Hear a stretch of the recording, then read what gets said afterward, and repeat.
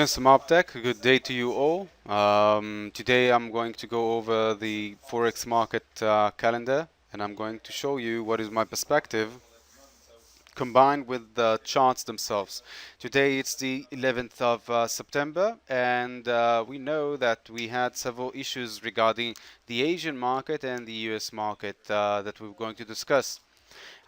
We had a good announcement on the pound earlier that delivered an additional strength to the pound, and we will check that in a second on the charts.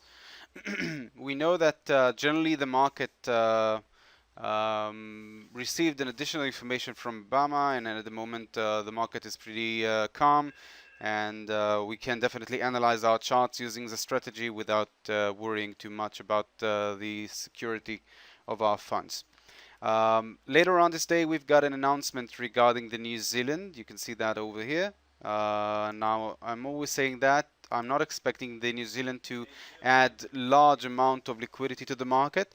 I'm just, if I will have a good indication for a trade at 10 p.m., then I will definitely open the charts and I would see whether the information is helping me take a trade.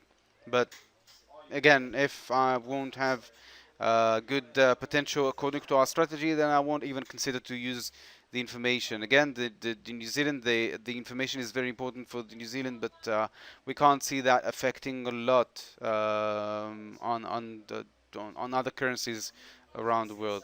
Let's go to the charts.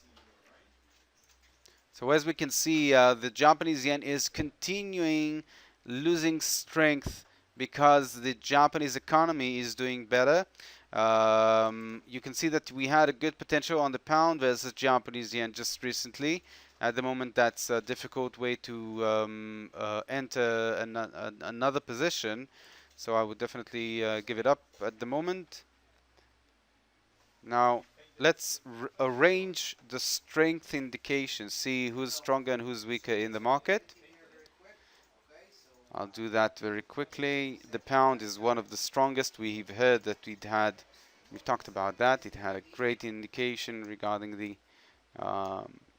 unemployment issue or the jobless claims. 53, 53, 54, I see. Okay. So the pound and the Australian dollar and the New Zealand are the stronger currencies in the market at the moment, and the Canadian dollar as well.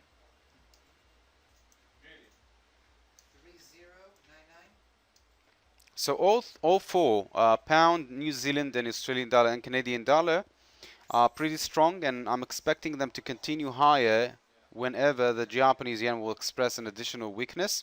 We can see that generally at the moment we're following a corrective pattern, but we've got an impulse movement climbing up, a choppy overlapping movement.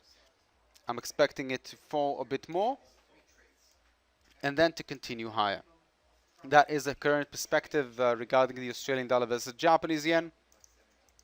A good potential for a trade will be to place a trend line at the top of this entire movement and to wait for the cross. Once the market will cross that, then we'll be able to join a continuance of an uptrend.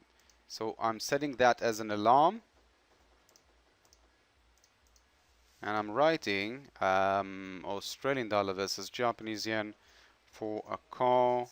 30 minutes will be enough time to express that movement.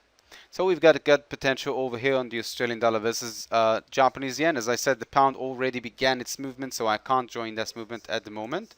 The New Zealand should follow. There's no reason why the New Zealand won't follow the same image. Again, impulse movement climbing up, choppy overlapping movement. I'm expecting to see a bit more a downtrend over here, and then we'll be able to place a trend line, not at the moment.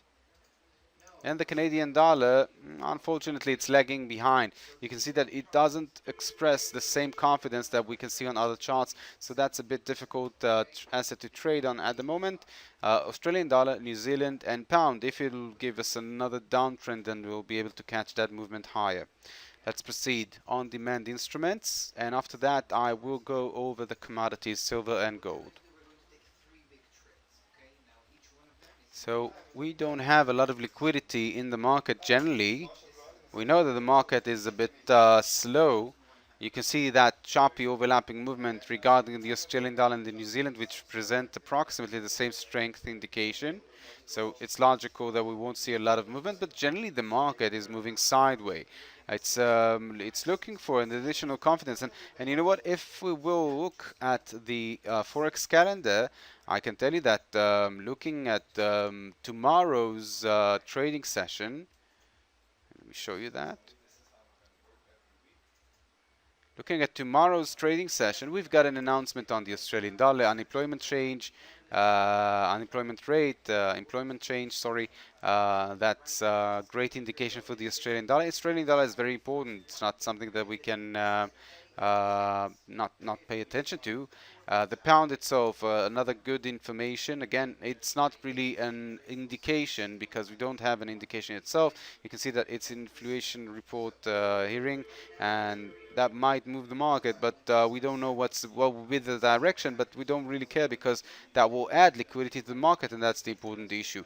Euro, a very important announcement from the European Central Bank. President Draghi speaks. That's a lot of liquidity expected to deliver to the market, and unemployment claims in the United States. A great day to trade tomorrow. A lot of liquidity. It's not that today it's not a good day to trade, but tomorrow will definitely deliver larger amount of trades. So let's go back to the charts. Again, I can tell you that the Australian dollar in front of the New Zealand is expressing a good potential for a continuance of a downtrend. I just need to get the approval from the RSI that will drop below the 48 area. I can't trade on that asset at the moment. Stochastic is climbing up toward the exhaustion level, a great position to catch the downtrend, but again, the RSI is not in the position that I would like it to be, and at the moment I can't participate in that trade. For a put option, a great call option opportunity over here is building up. Australian dollar versus the US dollar. We've got an impulse movement climbing up. We've got a choppy A, B, and C dropping down. A great potential to place another trend line at the top of this entire movement, just like this. And again, set that as another alert.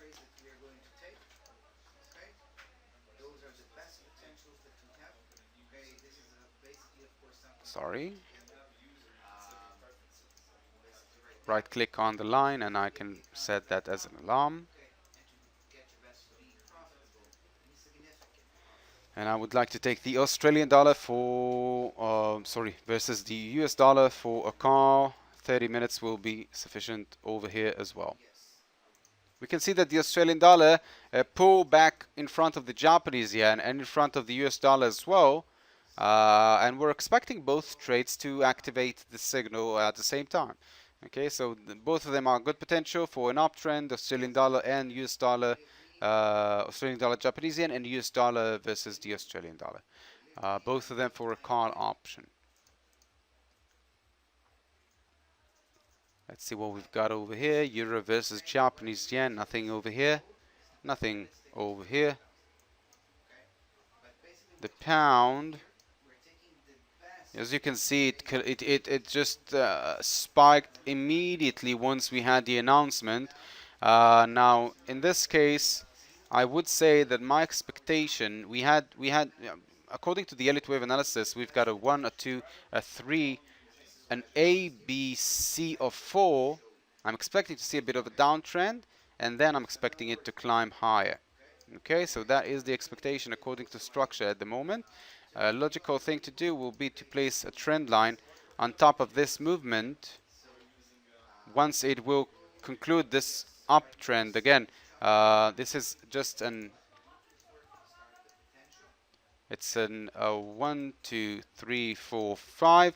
We've got an A, a B, and a C. Might climb up a bit more, and then we'll see a drop down, and only then we'll be able to catch that for an uptrend. Let's look at the Australian dollar versus Japanese yen.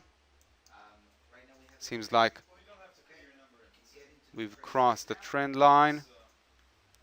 Seems like we've got a position, but in terms of structure, I think that we should wait a bit more.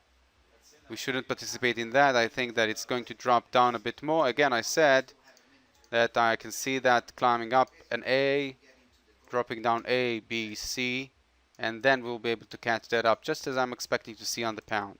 So I wouldn't participate in that one again. And you know that the trigger on the Australian dollar versus US dollar is not active at the moment. So as I said, I'm expecting both movements to begin at the same time, expressing an additional strength on behalf of the Australian dollar.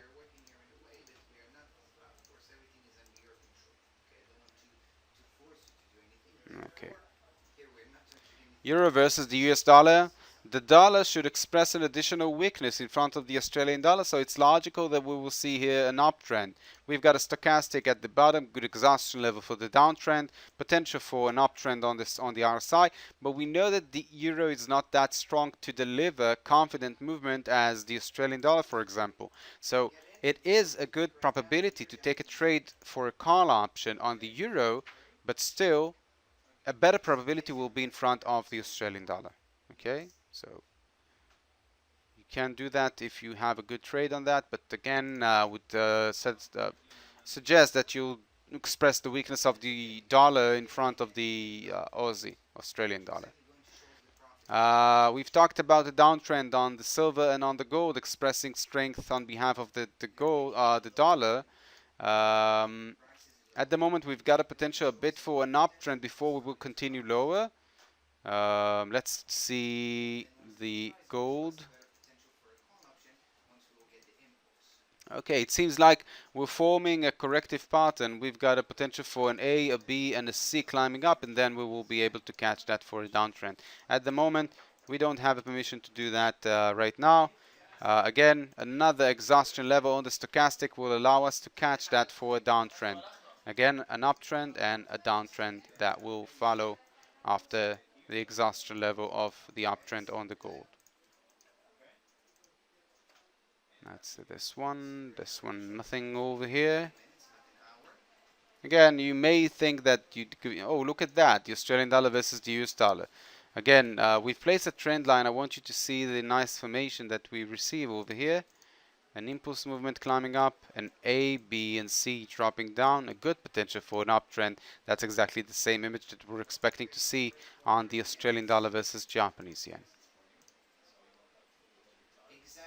Okay, it seems like we went over all the on-demand instruments and the commodities. You saw that we've got several potential trades. At the moment, we do have enough liquidity to participate in several trades, not more than that, something like 4 or 5 trades. We can see that the Australian dollar versus US dollar is approaching an exhaustion level for the downtrend, and that's a good potential for a beginning of an uptrend, and that will be a suitable place to catch that, just as the Australian dollar versus Japanese yen. And you've got a potential on the euro versus the US dollar, but not that good as this one, which is it's possessing the better probability in the market, no question about that. Again, just going over the Japanese yen currencies, we've talked about 4 different currencies that may deliver good trades. The pound, the New Zealand, the Australian dollar, and the Canadian dollar, all strong currencies. I'm expecting the New Zealand to express an uptrend again, correlatively with the Australian dollar. So both of them will begin the movement together. Again, you can see that it's lagging, it's not really climbing strongly, and I would definitely stay away from this chart at the moment. I'm waiting for an additional leg down, and then I'll catch that up for an uptrend. Okay, so I wish you all the best with your trades. Have a lovely day, and bye-bye.